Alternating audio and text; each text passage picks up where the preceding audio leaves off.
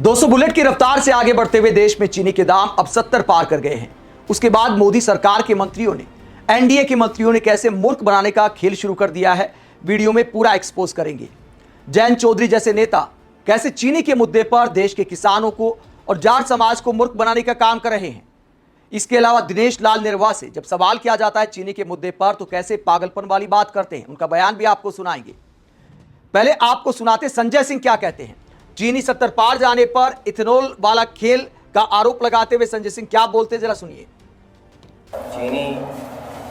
चीनी का रेट जो है बहुत ऊपर चला गया है और सरकार ने इथेनॉल बनाने के लिए से सीधे जो है देखिए, ये दो तरह की मार है। एक तरफ चीनी की महंगाई की मार और दूसरी तरफ पेट्रोल के नकली और मिलावटी होने की मार।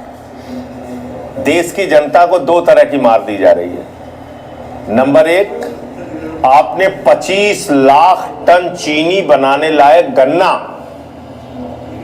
फिर से मैं रिपीट कर दे रहा हूं, 25 लाख टन चीनी बनाने लायक गन्ना आपने एथेनॉल बनाने के लिए इस्तेमाल किया और वो एथेनॉल आप मिला रहे हैं पेट्रोल में, जिसके कारण से इंजन सीज हो रहा है। 33 करोड़ गाड़ियां हैं हिंदुस्तान में, जिसमें बाइक्स भी हैं और कारें भी हैं। 20-22 करोड़ बाइक है और बाकी कार है, गाड़ियां हैं। तो अगर आप इतने बड़े पैमाने पे मिलावट कर रहे हैं पूरे देश में, जिससे इंजन सीज हो रहे हैं, लोग गालियां दे रहे हैं, माइलेज कम हो रहा है, तो एक मार तो वो झेल रही है जनता और दूसरी मार आपने 65 रुपए किलो चीनी कर दी। भारत दुनिया को चीनी निर्यात करता था। मोदी जी ने 18 घंटे मेहनत करके भारत को इस हालत में पहुंचा दिया कि हमें आयात करना पड़ रहा है चीनी। तो सीधे तौर पे सरकार की गलत नीतियों का खामियाजा है जो इस देश की जनता भुगत रही है। तो संजय सिंह आरोप लगाते कि मोदी जी की 18 घंटे मेहनत का नतीजा है। दोस्तों, अगर आंकड़ों को देखा जाए तो समझ से परे है चीनी का महंगा होना। मोदी सरकार को समझाना चाहिए कि क्या लॉजिक है कि चीनी महंगी हो गई। उत्पादन बहुत ज्यादा है, दुनिया में हम दूसरे पायदान पर हैं, उसके बावजूद चीनी आखिरकार 10 दिन में 20 रुपए से भी ज्यादा कैसे बढ़ सकती है। इसका क्या रॉकेट साइंस है, मोदी सरकार के मंत्रियों को बताना चाहिए। लेकिन मंत्री सवाल पूछने पर राहुल गांधी पर भड़ास निकालते हैं। प्रहलाद जोशी का बयान आपको सुनाएंगे। पहले दूसरे मंत्री क्या गेम कर रहे हैं। जब यूपी में चुनाव नजदीक आ गए हैं तो अब अचानक जाट समाज की याद आ गई है, किसानों की याद आ गई है और चीनी के दाम का किसानों से क्या लेना देना है, यह तर्क भी समझ से परे नजर आता है। किसानों के नाम पर चीनी का बिल फाड़ते हुए जयंत चौधरी क्या कहते हैं। जयंत चौधरी अखिलेश यादव का एक बयान शेयर करते हैं, उसमें क्या बोला अखिलेश यादव ने, जरा सुनिए। अब आप सोचिए चीनी कितनी महंगी हो गई और तब महंगी हो गई जब त्योहार आ गया है, आपको मिठाई खरीदनी पड़ेगी।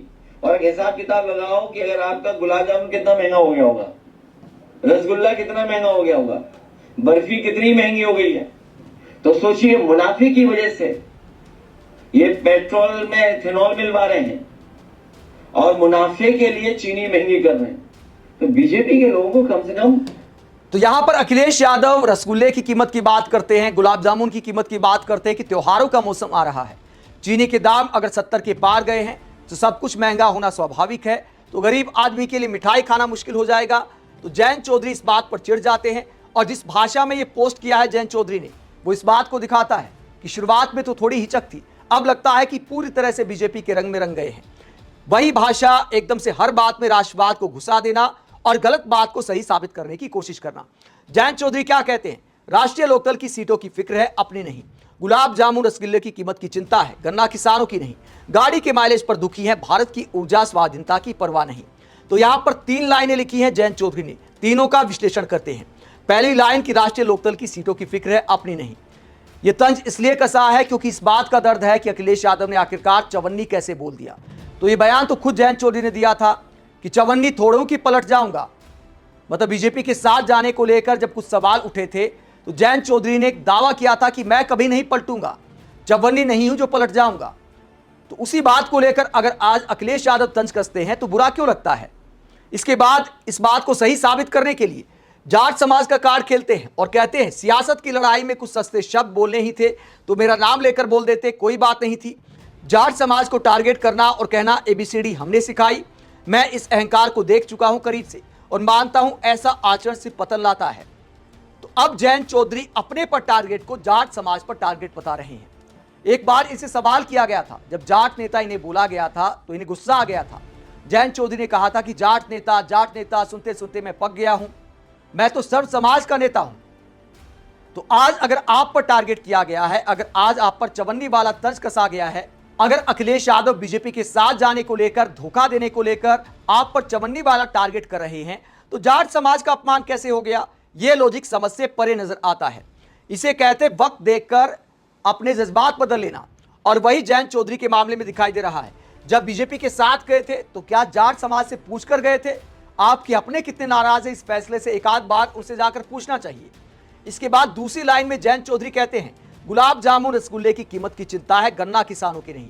यहां पर कहने का यह मतलब है कि चीनी के दाम बढ़े हैं तो किसानों का फायदा है। गुलाब जामुन और रसगुल्ले वाला तंज कसना इस बात को दिखाता है कि किसानों को एकदम मूर्ख मान लिया है जयंत चौधरी ने। अगर 10 दिन में 20 रुपए से भी ज्यादा चीनी की कीमत बढ़ी है तो क्या गन्ना किसानों को इसका कोई फायदा मिला है? क्या 1 रुपए का या 1 पैसे का भी फायदा मिला है? जो इस तरह दिखाने की कोशिश की जा रही है कि देखिए चीनी के दाम अगर आसमान पर जा रहे हैं तो किसानों की बल्ले बल्ले हो जाएगी। तो इसीलिए जयंत सिंह कहते हैं कि गुलाब जामुन रसगुल्ले की कीमत की चिंता है, गन्ना किसानों की नहीं। यानी जो भी चीनी की महंगाई पर बोलेगा, कहने का मतलब है वो गन्ना किसानों के खिलाफ है। वो अलग बात है कि गन्ना किसान भी मीठा खाते हैं, गुलाब जामुन रसगुल्ला गन्ना किसान भी खाते हैं, और गन्ने में डायरेक्ट फिलहाल कोई फायदा नहीं है। तीसरी लाइन लिखी है जयंत चौधरी ने, गाड़ी के माइलेज पर दुखी है, भारत की ऊर्जा स्वाधीनता की परवाह नहीं। तो ऊर्जा स्वाधीनता जैसे भारी भरकम जो डायलॉग मारे जाते हैं, ये लगता है कि जयंत चौधरी ने बीजेपी से ताजा ताजा सीखा है। कैसे बड़े बड़े शब्द इस्तेमाल करके हर बात को राष्ट्रभक्ति से जोड़ देना है, भले लॉजिक हो या ना हो। अगर इथेनॉल का उत्पादन करना स्वाधीनता है, ऊर्जा स्वाधीनता है, अगर हमारी मुद्रा बचेगी, इससे रुपया मजबूत होगा, तो अब जो चीनी खरीदी जाएगी 10 लाख मीट्रिक टन जो विदेश से आएगी चीनी, जिसकी परमिशन भारत सरकार ने दे दी है, तो तब हमारी स्वाधीनता का क्या होगा?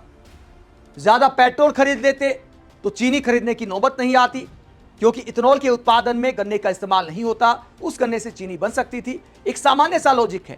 तो ऐसी बातें समझ से परे नजर आती हैं। और गाड़ी की माइलेज की जहां तक बात है, तो किसानों के बेटा बेटी भी चलाते हैं गाड़ियां, बाइक चलाते हैं, कार चलाते हैं, तो क्या उनकी गाड़ियों में नुकसान नहीं है? खुद सरकार ने माना है कि कम से कम माइलेज में तो असर पड़ता है। मूर्ख बनाने की राजनीति में एक और मूर्खता का उदाहरण मैं आपको पेश करता हूं। दिनेश लाल निर्वाह, जो आजकल बहुत सारे शो में बिजी रहते हैं, बीजेपी के नेता हैं, वो क्या कहते हैं महंगाई के मुद्दे पर, जरा सुनिए। देश में जिस तरह से लगातार महंगाई बढ़ रही है, चीनी की भी कीमत इतना बढ़ गई है सर, क्या कहेंगे सर? इस तरह की इतनी महंगाई है, क्या एक अचानक बढ़ रही है सर? मुझे लगता है कि अगर मैं जब से होश संभाला हूं, मैं अपनी बात बताता हूं, कभी मैंने ऐसा सुना नहीं कि महंगाई नहीं बढ़ी। अगर 90 के दशक में भी मैं कोई फिल्म देखा, तब भी मुझे यही गाना सुनाई दिया कि सैया तो बहुते कमात है, महंगाई डायन खाए जात है। तो ये तो हम दशकों से सुन रहे हैं, ये कौन सी नई बात है? तो जो मेन बात है उसमें तो कोई बात करता नहीं है कि भाई संसाधन उतना ही है और जनसंख्या बढ़ रही है तो महंगाई बढ़ रही है। जनसंख्या पे कंट्रोल करो, महंगाई पे कंट्रोल हो जाएगी। तो ऐसा नहीं कि आज ये कुछ नया हो गया है। हम लोग बहुत छोटे छोटे थे तब से यही सुन रहे हैं। अगर हम उस समय भी कोई उपन्यास पढ़ते थे, कोई पेपर पढ़ते थे, कोई न्यूज देखते थे, तो उस टाइम भी वही सुन रहे थे जो आज सुन रहे हैं। तो अगर इतनी चिंता है महंगाई की, तो सबसे पहले तो जनसंख्या पे कंट्रोल करिए। अगर आपके पास संसाधन 4 लोगों का है और 40 लोग हो जाएंगे तो बढ़ेगी महंगाई। तो हमको लगता है कि सबसे पहले उस पर ध्यान देना चाहिए हम लोग। तो यहां पर कवि दिनेश लाल निर्वाह के कहने का मतलब यह है कि पिछले 10 दिन में जो बच्चे पैदा हुए हैं, शायद उन्होंने चीनी खाकर कीमत बढ़ा दी है। मतलब तो यही निकलता है, जनसंख्या बढ़ने का फिलहाल चीनी के दाम बढ़ने से क्या लेना देना है? 10 दिन में 20 रुपए बढ़ जाना, क्या जनसंख्या इसके लिए जिम्मेदार है?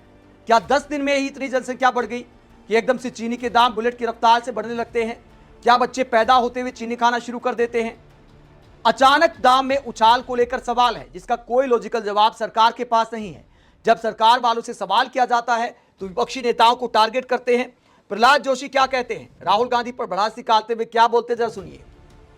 This irresponsible people like Rahul Gandhi, they are spreading the rumors. इसको हम टैकल करने के लिए एक प्रिकॉशनरी एक मेजर लिया है and I am quite confident. अगर दुनिया के कंपैरिजन में देखते हैं तो हमारे देश में दो as a food minister I am very very very very sensitive about the whatever the prices are going on under the leadership of Modi. This is a people-centric government, but at the same time, whatever 7-8 rupees in a short span, it has increased. We are concerned to address that. We have already taken many measures, including the raw sugar importing for a very temporary measure.